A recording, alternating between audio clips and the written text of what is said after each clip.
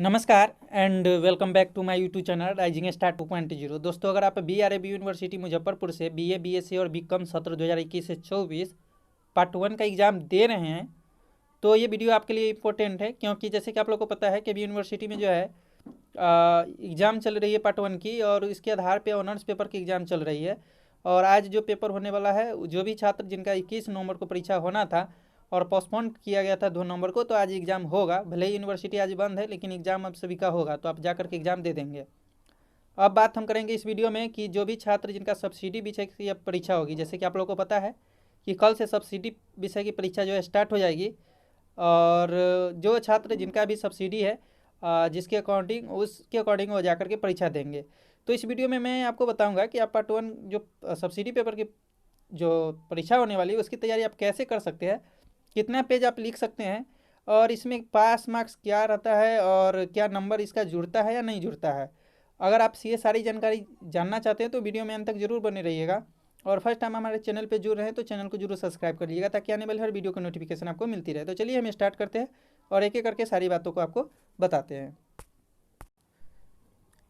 तो इसमें जो है सबसे पहली बात जो है कि आप सब्सिडी पेपर की परीक्षा की तैयारी आप कैसे कर सकते हैं। तो देखिए, ऑनर्स पेपर में जो होता है एक प्रेशर होता है, क्योंकि ऑनर्स पेपर हमारा मेन सब्जेक्ट होता है, और आप जिस भी ऑनर्स से अपना ग्रेजुएशन कर रहे हैं वो आपके लिए इम्पोर्टेंट होता है। तो अगर आप ऑनर्स पेपर की परीक्षा अगर सही से दे करके आए हैं तो सब्सिडी में आपको टेंशन लेने वाली बात नहीं है।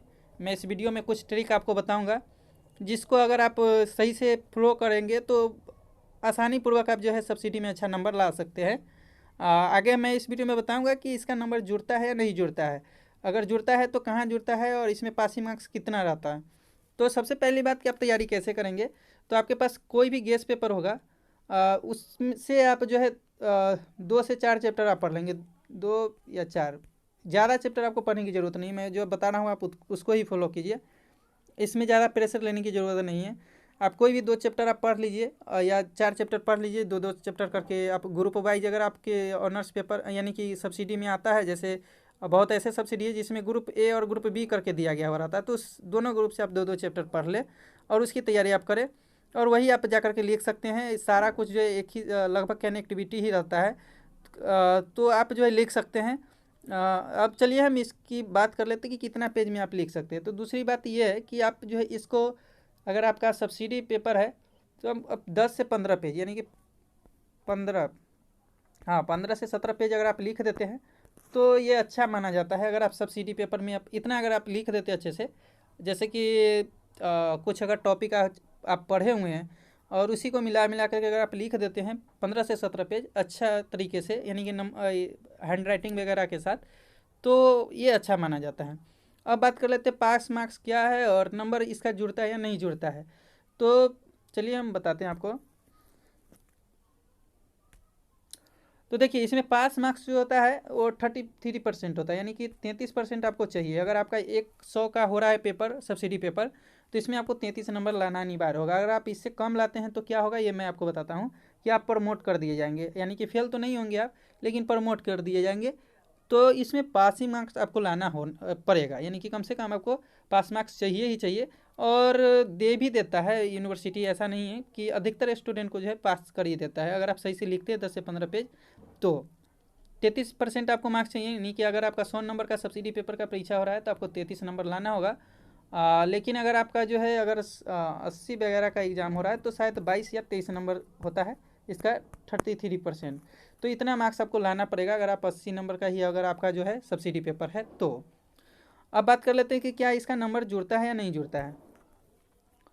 तो देखिए, ये जो होता है ना जो सब्सिडी पेपर होता है इसका नंबर नहीं जुड़ता है, यानी कि सिर्फ शो आपको करेगा। जैसे आपको जो है फर्स्ट सेकेंड ये सारा जो है नहीं दिखाता है फर्स्ट सेकेंड ईयर में, सिर्फ थर्ड ईयर में आपको जो है ये दिखाएगा कि सेकेंड क्लास है, फर्स्ट क्लास है, ये थर्ड ईयर में दिखाता है। और थर्ड ईयर में जब होती है ना तो ये सारी जो एक्स्ट्रा विषय आपकी होती है, पास मार्क्स इसमें जो होता है वही सिर्फ जो है वैल्यू होती है, बाकी इसका नंबर वगैरह नहीं जुड़ता है। बस आपको जो है इसमें पास करना होता है। तो अगर आप 2 से 4 चैप्टर ही पढ़ेंगे तो आराम से आप जो है 15 से 17 पेज आप लिख सकते हैं, या 12 से 14 पेज भी आप अगर सही से लिखेंगे तो आपको 33 से यानी कि मान के चलिए 33 से लेकर के 40 नंबर तक आ जाएगा।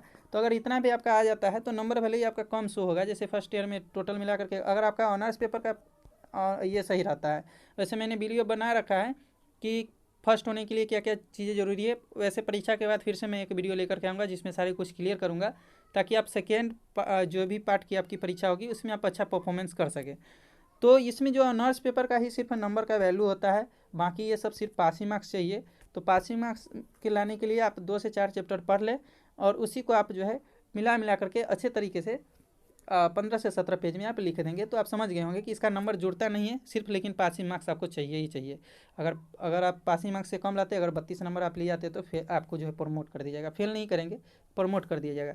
लेकिन ऑनर्स पेपर में अगर आप फर्स्ट वगैरह लाना चाहते हैं तो ऑनर्स पेपर में अगर मान के चलिए अभी आप फर्स्ट ईयर का एग्ज़ाम दे रहे हैं, तो अगर दोनों ऑनर्स पेपर मिला करके आपका जो है 45% तो पासिंग मार्क्स ही चाहिए ऑनर्स पेपर में। आप समझ लीजिए जो आपका ऑनर्स है उसकी बात मैं कर रहा हूँ।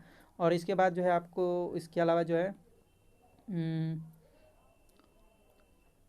अगर इससे ज़्यादा आप लागत मान के चलिए कि अगर आप दोनों ऑनर्स पेपर मिला करके अगर 120 से ज़्यादा नंबर आपका आ रहा है, जैसे कि 100 नंबर का आपका ऑनर्स पेपर होता है, तो 60 अगर आ जा रहा है, या एक में 70 आता है, एक में 50 आता है, तो ये अच्छा एक माना जाएगा स्कोर आपके जो है फर्स्ट क्लास के लिए। तो आई होप आप समझ गए होंगे, जानकारी अच्छी लगी होगी, शेयर जरूर करें और हमारे साथ जुड़े रहे। कोई क्वेश्चन है तो कमेंट करके पूछ सकते हैं, इंस्टाग्राम पे हमसे जुड़ के बात कर सकते हैं। मिलते हैं अगले वीडियो में, जब तक लिए जय हिंद जय भारत।